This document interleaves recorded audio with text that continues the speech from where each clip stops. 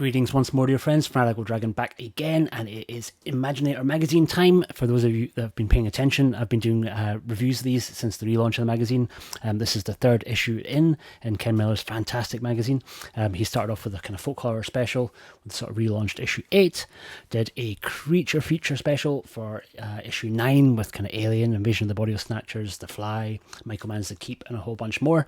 And now we're getting issue 10, which for me has been the best issue so far. This really celebrates two different franchises, Godzilla and Shogun Assassin, aka Lone Wolf and Cub. Now I should mention just before we get into the pages that a lot of the Shogun Assassin articles come from the spin-off Eastern Heroes magazine Film Frenzy, which Ken was the editor for, but there's been a bunch of new stuff added. And there's a huge amount more Godzilla content. Really, it's more of a Godzilla heavy issue than it is Shogun Assassin. But yeah, if you already picked up this issue, you're going to see a couple of the articles transferred over. But like I say, enough rambling. Let's take a little look. So we get our front cover of the big man himself from Zillaman. Inside we get Ken's little editor's note and our contents page, and it's a jam-packed episode. So the tribute to Godzilla starts off with Jorg's top 5 Godzilla movies. He kind of runs through his favourites, and this is going to become a little bit of a theme in this issue. Ken reached out to a bunch of different creatives and asked them all to pick their favourite or their favourite few Godzilla movies and explain why. So that is Jorg's. That's Jorg Butgerit. Sorry, Jorg, if I'm massively mispronouncing your surname. Then we get Russell Fox doing the original Godzilla. We get Alan Bryce praising Mothra vs. Godzilla, and interspersed again with some awesome original posters. We get William Martell praising Godzilla -1. Ken himself is diving into Destroy All Monsters. We get Hans Kaufman praising Godzilla from 2014, which not enough people rate. Anyway, David Fitzgerald praises Shin Godzilla, another absolute classic. Good old Ricky steps in and speaks about -1. Dario Jackson speaks about King Kong vs. Godzilla. Raymond Huber praises Godzilla -1. Then we get some notes on the fairly recent kind of Godzilla vs. Marvel collaborations. There's kind of been a bunch of different comics that they've done recently. So Godzilla vs. the Avengers, Godzilla vs. Thor. Then Ken takes a pretty deep dive into kind of Godzilla as a whole, kind of going right way back to the 1954 original movie, and goes through all the Showa era movies, along with some great posters. Jumps into the Heisei era and takes things pretty much right up to date, even speaking a little bit about some of the Millennium era and some of the American stuff as well, Millennium and the Reiwa era. A little focus on some of the actors that have been inside the suit over the years. Then we take a little sidestep over to Shogun Assassin, to Lone Wolf and Cub, and we get a nice great overview of the series, again with some excellent kind of stills from the movie and some of the original posters, breakdown of all the different movies including the TV series spin-offs, and a look at the original manga which inspired the films by Kazue Koike. Always cool seeing these panels. Got a couple of these graphic novels. It's nice seeing them in bigger size because the graphic novels are quite small. That's the ones. Very cool. Then we get a little departure from both franchises for a second, and we do some kind of some movie reviews, mostly kind of fairly recent movies. So we're getting Monster Island, Death of a Unicorn, River of Blood, and La Herencia Valdemar, Thunderbolts, Last Sacrifice, Monster Shark.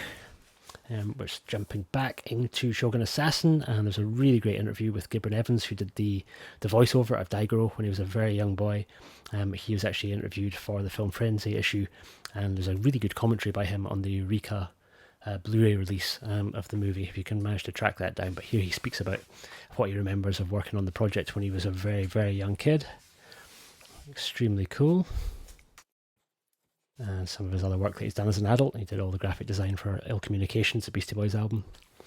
Him meeting the Jizza, who obviously sampled Shogun Assassin pretty famously on his Liquid Swords album.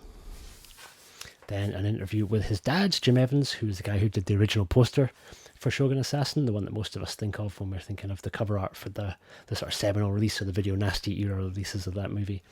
Was done by Jim. And it was obviously Jim that got his son involved to do the voiceover. So we see examples of Jim's work over the years, along with some Japanese posters for Lone Wolf and Cub. And then a couple of different interpretations of Jim's own poster. That's the one that I'm talking about. Again, some more other bits and pieces of his work. A lot of band flyers and band posters over the years. But going right up to date with the stuff that he did for Quentin Tarantino for Once Upon a Time in Hollywood. Then there is me, and this is an article I originally wrote for Film Frenzy. It's been slightly edited now to make it fit better into this Imaginator issue. And that is me rounding up basically all the different physical media releases of Shogun Assassin and of Lone Wolf and Cub. Looking at the best, really, the Criterion set, but also some of the ones that are still out there. The Animago and the Eureka release. And then speaking a little bit about some of the spin-offs, the Lone Wolf and Cub book, Bounty Hunter trilogy from Radiance, which also starred Thomas Abaro Wakayama. Then we're getting Russell Fox and more of his artwork, some of the illustrations that he's done for his Witch book, and also some of the animations he did for the Film Frenzy issue for Shogun Assassin. Then we jump back to guests picking their favourite Godzilla movie, and we get Russell Shaw praising Godzilla -1, Joe Castro praising Godzilla versus the Smog Monster, Mark Duffield praises Monsters from an Unknown Planet. And then this is a bit of a treat. We kind of get an interview with Ken Barthelme, some of the creature designs that he did for Godzilla vs. Kong that didn't quite make it into the movie. So we get kind of some of his 3D renders of the creatures. And he speaks a bit about what the original concepts were for those sequences had they been included. Then we get a very cool little gallery of original Godzilla posters from Japan for Godzilla vs. King Ghidorah, one from the Miyazaki Art Center, one for the Return of Godzilla, for Godzilla vs. Biollante, for Godzilla Final Wars, for Godzilla vs. Mothra, for Godzilla vs. Mechagodzilla 2, for Godzilla vs. Space Godzilla, Godzilla vs. Destroya, Godzilla vs. Megaguias, Godzilla Final Wars, and then there is me again. I'm lucky enough to have 2 articles in this. So, and this was my roundup of Godzilla releases on physical media. So again, obviously Criterion pretty much at the top of the tree with their new released 4K version of the original 1954 Godzilla. I had to speak a bit about their big Showa era box set and their 4K release of Godzilla vs. Biollante. But then took a look at some others. We've got a really good upcoming version of Shin Godzilla coming, a 4-disc set that includes the black and white version, so spoke about that. The 4K release of Godzilla -1. And then spoke a wee bit about some of the Manslab releases of the Monsterverse movies. They've done 4 of them at this point, including Kong Skull Island and Godzilla vs. Kong, but they also did the original 2014 Godzilla and Godzilla King of the Monsters in really nice deluxe premium releases. And then spoke a little bit about the kind of more modern movies, the Heisei and the Reiwa era movies, which some of are available on Blu-ray in the States, and then a couple of the steelbooks that were available in the UK for the Monsterverse films. And that is it. That is your issue. That's issue 10 of Imaginator. I'll leave a link down underneath for anyone who's interested in picking up a copy, which I would absolutely recommend that you do. It's kind of really nice to kind of have an actual tangible handheld magazine like we did when we were kids, and the content that's in here is really, really great. And Ken's put together a phenomenal issue. So that's it. Thank you so much for watching this. If you made it to the end, I absolutely salute you.